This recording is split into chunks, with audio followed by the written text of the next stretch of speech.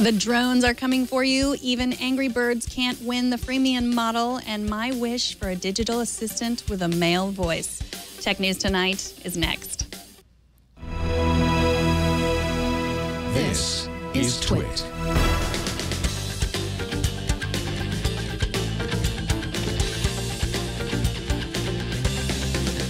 This is Tech News Tonight, episode 411 for Wednesday, August 26, 2015. This episode of Tech News Tonight is brought to you by Braintree. If you're working on a mobile app and searching for a simple payment solution, check out Braintree. With one simple integration, you can offer your customers every way to pay, period. To learn more and for your first $50,000 in transactions fee-free, go to braintreepayments.com/technight. Welcome, I'm Megan Maroney. Let's get to the tech news of the day. Yusuf Mendy, corporate vice president of Microsoft's Windows and Devices Group, tweeted today that more than 75 million devices are running Windows 10. That is only 4 weeks after launch, compared to Windows 8, when only 40 million licenses were sold in the first month of availability in 2012. Mendy tweet-stormed his own top 10 list of Windows 10 stats, which also included the fact that even some devices manufactured as far back as 2007 have upgraded to Windows 10. Also, more than 122 years of gameplay have streamed from Xbox One to Windows 10 devices. And Cortana has told 500,000 jokes. No stats on whether anyone laughed at those jokes or at my jokes. Today is Women's Equality Day, and it's not just one of those made-up days like World Donut Day. On this day in 1920, women achieved the right to vote in the United States. To celebrate Women's Equality Day, I'd like to petition Facebook not to give its new personal digital assistant a default female voice. Thank you, Facebook. Right now, we don't know much about Facebook's answer to Siri, Cortana, and OK Google. According to a post today by Facebook's Messenger lead, David Marcus, the assistant will be called M. It will be built into Facebook Messenger, where it doesn't appear to have a voice at all, male or female. It does appear to have many more advanced skills than Siri and her sisters. Not only will M help find information, it will also purchase items, suggest, select, and deliver gifts to your loved ones, make restaurant and travel reservations, and more. Wired.com also implies that M might be powered by humans, at least a little bit at first. The feature is currently being tested by a few hundred Bay Area Facebook users. It looks like the Green Pigs have finally gotten their revenge. Rovio, creators of the wildly popular Angry Birds franchise, have announced another sweeping job cut. The company eliminated 260 jobs today after having already fired 110 employees last fall. Back in 2013, the company had a whopping 800 employees, and even though the recently launched Angry Birds 2 was downloaded 50 million times in 1 month, the freemium model isn't enough to pay their current workforce. Coming up, Mark Bergen from Recode is here to tell us why some people are so afraid of drones. But first, this episode is brought to you by Braintree, code for easy online payments. If you're a mobile app developer, check out Braintree. Braintree is the payment solution used by companies like Uber, Airbnb, Hotel 2Night, Living Social, and many more. Braintree scaled with these companies from early stage startups to the successful companies they are today, so Braintree can scale with your business too. Braintree has made the payment experience in these apps seamless and magical. And now you can add a similar experience to your own app. With excellent customer service and simple integration, Braintree gets you ready to receive payments quickly. And Braintree's continuous support plus fast payouts means you'll be prepared as your company grows from your first dollar to your billionth. Braintree is also helping solve the problem of mobile cart abandonment by offering a best-in-class mobile checkout experience. Braintree offers you a full-stack payment solution, support for all payment types your customers might want, so you can start accepting PayPal or Apple Pay, Bitcoin, Venmo, cards, and more, all with a single integration across all platforms, with superior fraud protection, customer service, and fast payouts. To learn more and for your first $50,000 in transactions fee-free, go to braintreepayments.com/technight. $14 billion, that's the economic impact that the Consumer Electronics Association estimates drones will generate over the next 10 years, and that's in California alone. All that predicted cash from sales, deliveries, emergency response services, and more could disappear if the anti-drone folks get their way. Earlier this week, Senate Bill 142 passed the California Assembly. If the governor signs off, the bill would restrict the flight of unmanned aerial vehicles under 350 feet above properties without the express permission of the property owner. Joining us to talk about the drone debate is Mark Bergen from Recode. Welcome, Mark. Hey, thanks for having me. So what exactly do people have against drones? So I think this bill came up as was kind of framed around trespassing and privacy, right? So you think that you're sitting in your backyard and maybe your neighbor has a recreational drone and all of a sudden that drone is just flying above your backyard pool or something, right? If you're in California, hopefully you don't have a pool. But that seems to be concerning, right? These are new, sort of terrifying and unknown technology. And a lot of people are concerned about what the implications of that kind of could be used to spy or do things that that are not wanted on people's private property. So the senator proposed a bill, actually wrote that and wrote in the language in June around privacy and trespassing concerns. So our news director here, Mike Bergen, he recently wrote that we're about to see a major backlash against drones. He already kind of sees it right down to what we call them, drones, which is kind of a scary word. Yep. And he says, while the privacy concerns are valid, all the rest are not so valid. I mean, a lot of anti-dronists, if I can call them that, they're Luddites. They can't really weigh the real risks of drones versus what we're missing by outlawing drones. Do you agree with that? I think it's interesting that the industry is trying to catch on the unmanned aerial vehicles term, and you're right, drones kind of carries a negative connotation. I do think that the tech companies have the advantage of they're trying to get ahead of the legislation. I think that the industry has moved much faster than the legislation, right? So we don't really have existing rules, and the FAA is still kind of putting out national rules about how we should regulate the airspace. So I think regulators feel a few steps behind and want to get ahead of this, particularly if something, there's the video that came up a few weeks ago of the drone shooting a gun. It was kind of gimmicky, right? But it's certainly like if an incident like that happens, imagine the backlash. So I think there's got to be like actual regulatory framework and precautions in place in case something terrible happens. Right. I mean, it's interesting because, we hear a lot about drones threatening planes. There's all these really scary statistics. But, the truth is birds, if you look at the statistics, are much more dangerous to planes.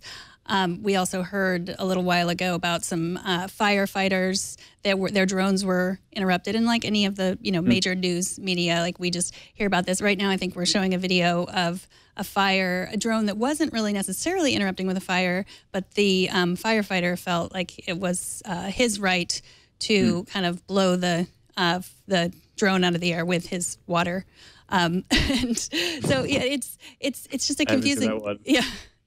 So no one argues against the fact that driverless cars are statistically safer than the ones with with us behind the wheel. But right. The idea of autonomous vehicles is still really terrifying to many people. Is this the same thing going on with drones? I think so. Maybe the corollary with autonomous vehicles is no one knows how to deal with the insurance question, right? Like there was an incident where Google and another company there was almost an accident. Apparently they're reporting it. They didn't actually get an accident, but it was two self-driving cars that got in an accident. And the big question is like, what happens when two autonomous cars get in an accident? Who pays for the insurance? And those are less like questions about people being terrified of cars, but just actual logistical, important industry questions that no one's answered yet. Right, or just those questions of ethics. If we're driving a car and right. we have those two choices, like, am I going to turn and swerve this way to kill one person, or am I going to turn and swerve this way and kill 5 people? Like that's my human choice. Right. There was a report out by the RAND, I think it was earlier this week, Rand Corporation looking at like what the sort of police officer be able to pull over an autonomous vehicle. Would an autonomous vehicle stop for a police officer? Would a drone stop? So there's a lot more questions up there than there are answers. Right. Yeah. What happens if an Amazon drone drops a package on my head? Who's responsible? Yeah, I think so. And I think with the concern, I know the concern that the advocacy groups at Amazon that represent Amazon are saying is what happens if I want an Amazon package delivered, but my neighbor doesn't want a drone flying over their property. So does that mean that I can't get that package delivered? Right, and then you hear about geofencing. There was a recent bill about keeping drones away from airports, and right. Schumer said, well, we can put geofencing inside the drones, but how's that going to work with Amazon? It's not going to be faster if you have to go around all of the houses where people are afraid of drones. Yeah, and I think I don't really have a lot of. We should have a lot of sympathy for Amazon and Google in this fight. They're certainly big enough and influential enough. And I think putting increasing resources into places like Sacramento So let's get back to the bill itself. Now, a pro-drone lobbyist, you said, likens the bill to a ban on drones. Do you agree that that's what would happen if this bill got passed? No, I think so. And I think, I mean, a lot of it's kind of to be determined about how it intersects with the FAA. Because my understanding is the FAA still will kind of supersede any state bills. I think that still needs to be worked out in the details. A lot of the drone space right now operates between 200 and 500 feet. So it's, I think the bill's author was looking at like 350 as some sort of happy medium. A lot of the advocacy groups will say it's just totally arbitrary, and that it like throws a wrench in a lot of the both commercial and recreational drones that are out there. And you write that they also changed the language a little bit, like from express permission to consent. I mean, what's the difference between those two? The reverse. So it was originally written as consent, and then it moved now to express permission. It's still like I don't know the sense of people that are involved in this conversation in Sacramento that have a lot of clarity what express permission means. I think the assumption is that just that language leaves a lot more grounds for lawsuits, right? So if someone could eventually come on and say like could file suit against either a company or individual owner of a drone for breaking that rule. And you were talking about the FAA. They're set to issue national regulation on drones next month. And Silicon Valley prefers that national legislation to California. Why is California stricter than the national registration would be? Yeah, I imagine that the Valley and companies don't want to deal with 50 different laws and 50 different state houses. Right now, and there are, I think I said, like 46 different states that have considered drone legislation just in 2015 alone. So it's going to be really hard to deal with that kind of balkanization of the rules. But in an ideal world for the Valley, it's going to be one blanket regulation that's probably pretty lax and more supportive of the environment that they want to see.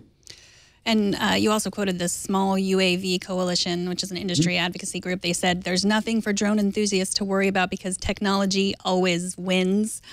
Do you agree with that? Seems to. But I don't, not necessarily. I mean, I don't know I don't know if there's a historical precedence for this, right? Right. Well, I mean, I think that's where they're hoping for, like the autonomous cars, that we'll just get more and more used to them and all of the things in them. Then it will just wake up one day and find we have, no drivers. Just like we wake up and we find that we're completely addicted to our cell phone. Right.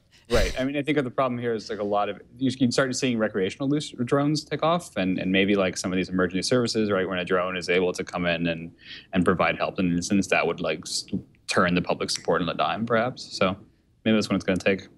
Well, Mark Bergen, thank you so much for joining us. Mark is the associate editor of Search and Online at Recode. You have a great piece that you just posted today, really interesting piece about anyone who wants to get a job at Google. If you type the right thing into Google, maybe you will get the recruiting tool. There's also an excellent puzzle in Mark's article at the end. Yeah, and then you can always find me and give me the dirt on Google once you're working there too. Right. Thank you so much, Mark. Take care. Thanks. Cheers.